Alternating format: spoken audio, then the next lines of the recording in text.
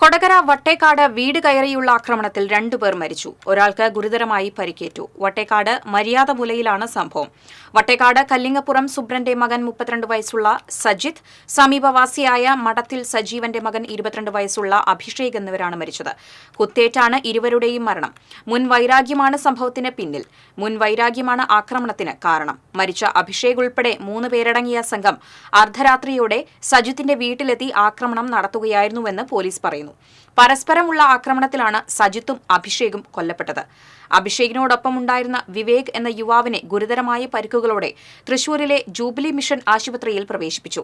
4 വർഷം മുമ്പ് ക്രിസ്മസ് രാത്രിയിൽ വിവേകിനെ സജിത്ത് കുത്തിക്കൊലപ്പെടുത്തുവാൻ ശ്രമിച്ചതിന്റെ വൈരാഗ്യത്തിലാണ് വീടുകയറി ആക്രമണം നടന്നതെന്നാണ് പോലീസ് പറയുന്നത്.